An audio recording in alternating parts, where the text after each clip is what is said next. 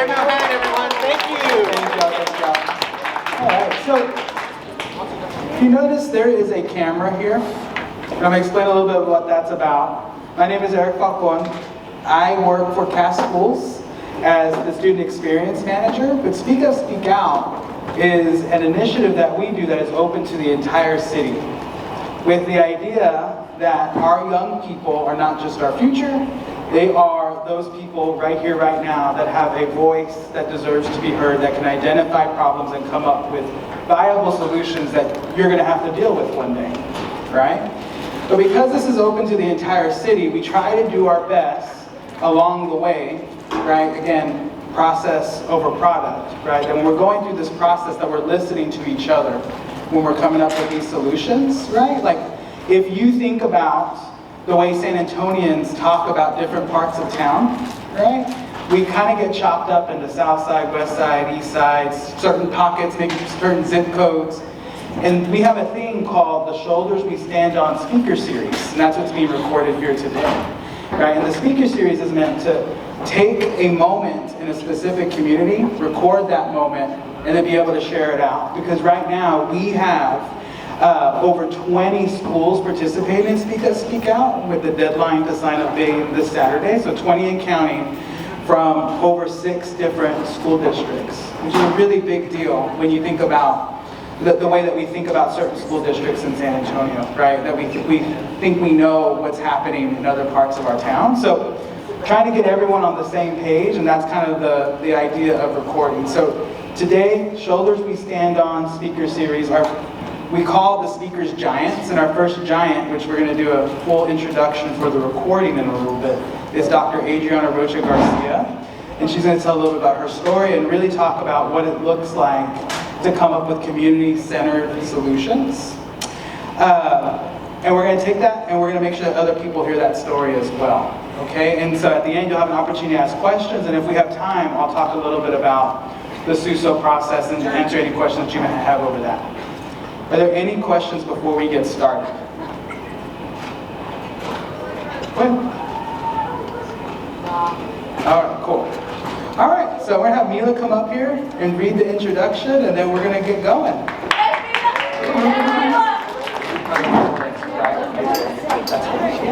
Don't put it to your mouth, it's a little bit loud. Okay? Right here? That sounds good, it's perfect. A lifelong resident of San Antonio, Adriana Rocha Garcia, Ph.D., was raised and continues to call Southwest San Antonio home. Dr. Rocha Garcia is passionate about organizations that help the most underrepresented population in San Antonio. Growing up in a Spanish-speaking household to parents with a first and second grade Mexican education, she became the first in her family to earn a college degree. Dr. Rocha was the first woman to be elected to represent District 4 on San Antonio City Council in 2019, where she serves 3 terms. Dr. Rocha is currently serving as President and CEO of the Center for Health Empowerment in South Texas, CHES. As a nonprofit organization focuses on meeting the needs of Southwest and East Side of San Antonio and the South Texas with access to health care in their neighborhoods, increasing access to health careers for students in underserved areas, and closing the life expectancy gap without those with access to health care access and those without. We are so happy to have with us today Dr. Adriana Rocha Garcia. Hi everyone, thank you for having me here. So first of all, thank you. Happy Veterans Day to any veterans that are in the crowd, like your teachers, and thank you for your service. So I'll start off by saying that I am a product of Southwest ISD. So yes, I'm a dragon, and I went to Indian Creek Elementary, then I went to McCullough Middle School, yay, I'm a rocket, and then of course in Southwest High School. And so love my time at Southwest ISD. As a matter of fact, who has Coach Roland in here? Has anybody? Okay, so Coach Roland was my basketball coach, and so she saw me right now and she was still still yelling at me, and so, but it was great. So I'm glad to be here, back kind of home, right, at Southwest, and happy to talk to you a little bit about what I'm doing and how you all can help your community. And so you heard in the bio a little bit about why I'm so passionate about helping people who need it the most, and that's because I just don't think that there's enough people in this world that are doing good. So I'm so happy that you all are participating in the GT program and that your projects are going to change the world, because that's what we all need you to do. So with that said, I oversee this health empowerment program, essentially for the residents of San Antonio who live on the south, west, and east side. So I'm going to start off with some shocking facts. And so the first shocking fact that I want you to know about is that if you go south of Highway 90, you lose on average 20 years of life expectancy. So if you live in the north side of the 90, Highway 90, you're going to live 20 years longer than people who live in the south side. How many of you think that's fair? Not fair, right? And so we have to do something. So we want to make sure that people are healthy, that we bring healthy resources to our community. Beyond that, something happens today, you have, let's say, a minor accident, or you were involved in a car accident or something. First of all, I gotta let you know that we have like the best San Antonio Fire Department, and so you all will feel comfortable knowing that you'll have resources come to you. However, I want to also point out another shocking fact. So remember that division that I told you about, the 90, south of 90? There's not a lot of hospital beds. So if you live on the north side of hospital bed of San Antonio, you have per person access to anywhere from 70 to 90 hospital beds, depending on what expert. So if you get sick, there's going to be a hospital bed available to you. But if you live on the south side of town, it's 0.7, less than one hospital bed. And so I start off with those shocking facts because that way you could see how important it is for us to access healthcare. But beyond healthcare, what happens before you get sick? What should you be doing before you get sick? Prevent, well, you're supposed to be preventing vitamins, I mean, you name it, right? Exercising, eating healthy. But in order to eat healthy, in order to be able to afford medicines, what do you have to have? A job, money, work, insurance sometimes, right? And so that is part of a good quality of life. We say the social determinants of health. So everything around you, the environment, the sidewalks, access to parks so that you can exercise, even just taking a walk down your neighborhood. Some people can't do that because they might be in a wheelchair and there's no sidewalks, or even if you're able to, you might be afraid to because there might be a lot of dogs. And so the dogs are chasing you and you don't want to get out. You don't want to be out in those areas. And so that's what we are tasked with doing. And so the Center for Health Empowerment was essentially created to do three things. One, I told you that moonshot goal of decreasing the life expectancy between the south and the north side of San Antonio, so everybody has a fair shot at living a good, healthy life. Two, it's bringing healthcare to the south side, the south of 90. We have food swamps. Does anybody know what a food swamp is? That means there's a lot of fast food. Like, we're swamped with fast food restaurants because they're able to produce cheap, we're able to buy them, they're open until late hours of the night, but we have food deserts in terms of healthy foods. And so our job is also to bring healthy foods, to bring medical services, to bring more hospitals, more doctors to the south side. And the third involves you all, and that's increasing the talent that goes into our hospitals, our healthcare system. Some of you might not want to be a doctor or a nurse. Some of you might not like blood, but you're really good at numbers. You can be an accountant in a hospital or at a healthcare place. You could deal with different things like Medicaid, Medicare, which you may or may not know about yet, but we know that a lot of our community members benefit from. And so that's what we're tasked out to do. So why are we called CHESS, the Center for Health Empowerment South Texas? We're putting that power back in the hands of community members.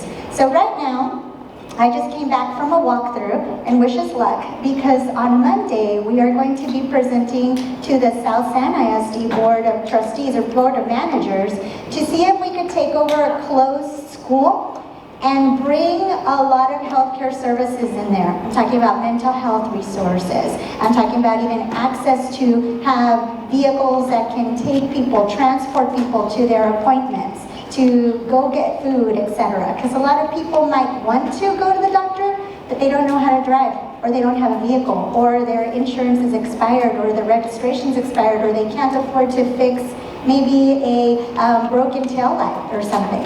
So again, that's all called the social determinants of health. So wish us luck on Monday, right? Because we might be able to take over this school building and bring a lot of services to the communities that need it. Beyond that, CHEST is meant to have you think about a medicine chest. And so, do y'all have medicine chests at home?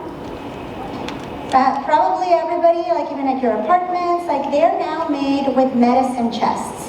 Unfortunately, for a lot of people in our community, a lot of medicines are very expensive, so those medicine chests go empty, or they're used for something else, for storage, or there's expired medication in there. And so we wanted to remind people of that medicine chest concept, and the reason that we focused in on that is because in the 16th century, medicine chests were only commissioned by the wealthy and by nobility.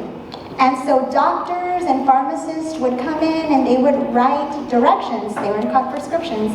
They would write directions and have like powders in there, have little scales in there, have little spoons in there, and tell you how to mix these things, essentially to give that medication to their kids or to their families, right? To their adult family members. And so in the 17th century, when malaria came around, guess what?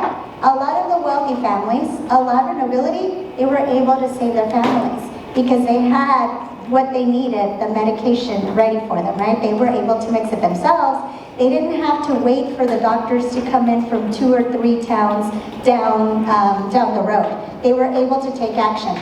Unfortunately, you all lived through COVID as well, right? Like in our era, it's COVID, that we had to live through a difficult pandemic, and a lot of the residents in San Antonio passed away. Upwards of 5,600 residents in San Antonio passed away, and we know that it's because they had comorbidities. So it wasn't just COVID that killed them. It was the fact that they had other things like diabetes, hypertension. When you think about everything that the body is put through and then add something like COVID, that's where the residents that live in some of these areas that are more in poverty, they were not able to make it because it was just too much for them. So that's why we're focusing on the social determinants of health now. We're focusing on how to get people healthy before they need to be healthy. So before they need that medicine, how do we make sure that they have access to exercise equipment? How do we make sure that we have parks, that we have basketball courts, that we have somewhere where people like your age start making sure that you all are active and live a healthy lifestyle. So that is what our organization does, the Center for Health Empowerment in South Texas, and we get to work with community members to make that a reality. And so in our chest, in the medicine chest, we want to make sure that we have access to the resources that everybody needs to be successful and to be healthy, more importantly, right? So, you all are working on projects. And so, wouldn't it be cool for you all to use some of what you're learning today and from your other guest speakers to make that difference in the social determinants of health? So, one of the things that we are trying to work on with the students over at CAST STEM at Palo Alto College, right through Southwest, I don't know if any of you all are going there, but they have a really cool drone program. We're trying to see if they could map out walkability to see how easily connected sidewalks are to parks so that we could know exactly where the city should be making their investment, where we know that communities will use it to exercise and just be a little bit healthier, right? And so there's opportunity there. there's opportunity in what you're doing right now in picking something that's addresses one of the social determinants of health. One of them is transportation, I mentioned, but another one is housing. What happens when you feel sick? What do you usually want to do when you feel sick? Go to sleep. Sleep, go to sleep, stay at home. Yes, absolutely. And we know that a lot of people, unfortunately, do not have a home to go and stay in. They don't get to just say, I need to go home and I need to feel better tomorrow, or take a medicine. I mentioned that earlier, right? They might not be able to afford these medicines. And so we might be fortunate because we have friends, we have community members, we have teachers who will help us if we don't have access to something. But there's a lot of people out there that are on their own. Another social determinant of health that happens to our older communities is social isolation. And so they feel alone. They feel like they don't have anybody to talk to. People have forgotten about them. Maybe they don't know how to use technology. Maybe they don't have access to technology. So how do we get people to come and just be happy with friends, right? And have access to something that makes them feel a part of the community. That's another social determinant of health. Access to healthy food, I mentioned, right? It's cheaper to go to McDonald's and buy a small burger than it is to go buy something healthy, for instance at H.D., and go cook it. And by the way, what's the closest H.D. here?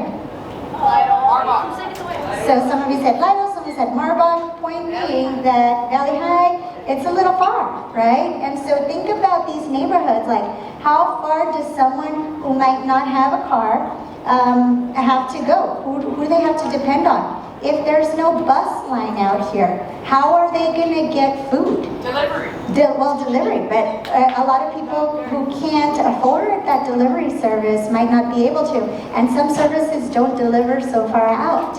And so we have to think of everything, right? Like that can keep someone from being healthy. And so that's why we are called the Center for Health Empowerment. We're empowering communities to help one another. So in this center, right, what we're trying to do is also have classes so that we can teach people about diabetes, how to start eating healthy, how to make healthy choices for themselves, how to manage their diabetes if they already have it. And so we are very fortunate because in our communities, we do have multi-generational families. So you may live with an older adult, you may live with a grandma, with a grandpa, and if we get you to learn about something and about how to make lifestyle changes or lifestyle choices, then maybe you could convince your grandma or your grandpa or your aunt, uncle to make some minor change so that they could live a longer life, right? A healthier life. And we don't think about like what happens to us later, right? But we've got to start thinking about how we're going to help, because the reality is that there's not enough health care even for the older adults to take advantage of in terms of maybe assisted living facilities where they can go and get care as well. Or sometimes when they're not able to live in their home anymore because it's dangerous, because maybe they need wheelchair ramps or they need some extra level of support, right, to hold on, so bars, etc. So those are the things that we would love for you all to start thinking about, right? So you all are wonderful students because you all are thinking about the community already. You're in the GT program, so that tells me that there's an added level of talent. Obviously, you have this gift that you can use to really change your community. After this, I have a meeting, and I don't know if you all have participated in it, but it is in the Essay Smart Challenge. And what we do is we gather students in grade 6 through 12 to compete, to solve solutions, to solve problems. And so one of the things that they're focused on this year is AI. So our artificial intelligence and how it could help with quality of life. Essentially how it could help improve the social determinants of health. So how do we use AI to improve transportation? How do we use AI to improve delivery? Maybe make it cheaper or make it more accessible in some of the remote areas. The Center for Health Empowerment in South Texas, I mentioned that we'll start with the San Antonio South, West, and East Side. but eventually we need to help South Texas because all of our neighbors south, all of our small towns and villages that are to the south of us, they depend on healthcare in San Antonio. And so it's our job as a community to make sure that we have easily accessible healthcare and healthcare services for you all, even in the rural areas. So with that said, I think I have a few minutes, right, to take some questions, and I'd love to take that now.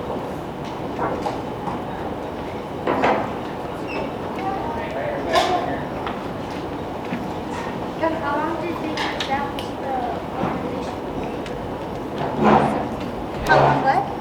How long did it take to establish the organization? Oh, so we started talking about the organization 2 years ago. Thank you for that question, actually. So, do you remember a hospital called Texas Vista? It used to be called Southwest General before. We thought that we needed to do something about it when that hospital closed. So that's another thing, right? So we technically had two hospitals in the south side. Mission Trails Baptist, which is far southeast, and we had what used to be Southwest General Hospital. When Southwest General Hospital closed, we lost about 50-something psychiatric beds. So anytime that someone was having a mental health issue, for instance, at one of the colleges or universities in our area, the students would be referred there. We lost those beds. Not only that, but just the general beds that were available were lost as well. So people would be able to deliver babies there. If someone was having a heart attack, that's where they were taken. That was the closest hospital. Now, on average, it takes an additional 12 minutes to get to the nearest hospital.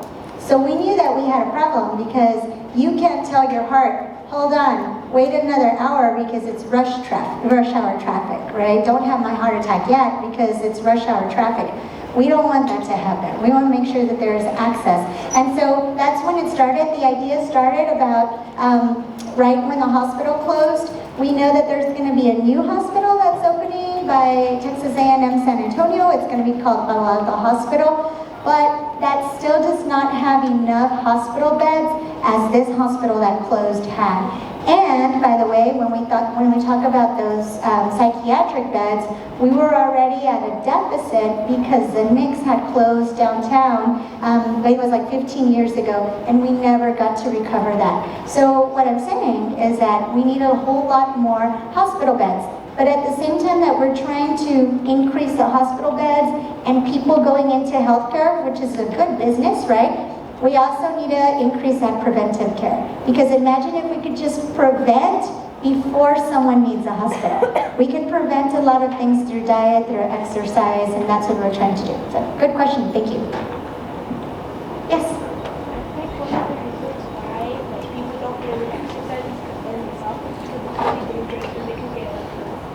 So the point here is that people don't exercise because they're maybe nervous, because they could get hurt, because it could be dangerous.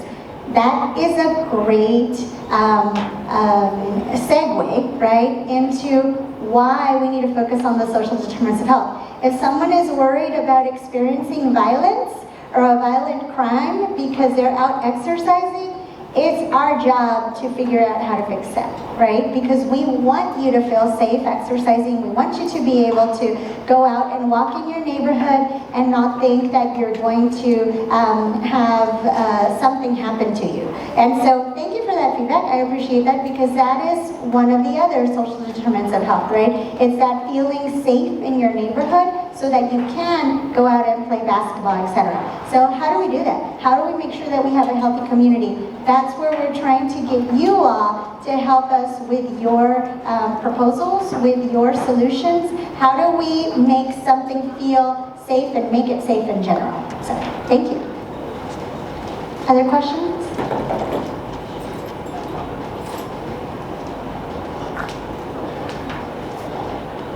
You have a question?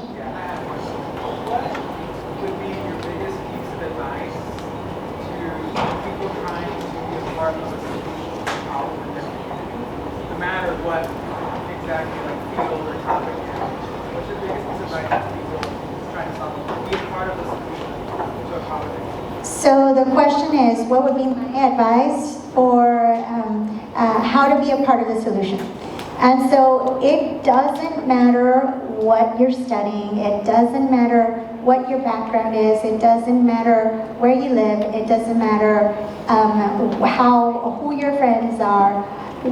You can make a difference. And so, and the reason that I say that is earlier in my bio, you all heard, I grew up speaking Spanish. My parents only went to first grade and to second grade in Mexico. And I was able to go through a wonderful school district, right? Southwest ISD, again, shout out. But also I had a lot of community resources that helped me. So the San Antonio Education Partnership, which I know you all would be eligible for, likely in high school. We also had communities in schools. And they helped me to realize that I could go to college, right?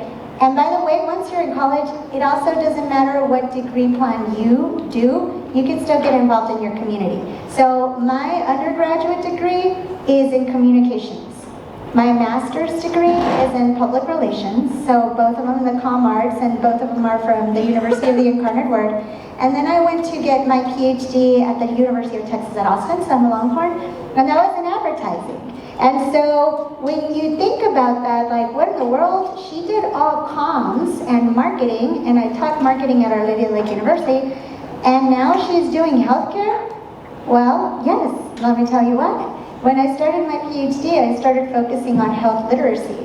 Health literacy is making sure that we translate, like, the doctor's level writing, the doctor's level interpretations to something that anybody can say, oh, this is what that means I have to do, right? So easy, so that we could keep it manageable without having to have a doctor with you. And so, but I got involved. And so that's my best advice is no matter what you do, get involved. Like every single one of you has life experience that's going to be important to be represented at a table of decision makers. So just get involved and help in any way you can. You might be really good, like I said, at math. You might be really good at science. You might be really good at speaking. That's great. We need people to communicate. We need someone to be out there and be the cheerleader for health. We need somebody to be out there and actually draw blood as a phlebotomist, right? X-ray technicians. I mentioned earlier accounting, marketing, everything. We need you all in whatever interest you are to just come back and try to participate as much as possible. But the bottom line is get involved.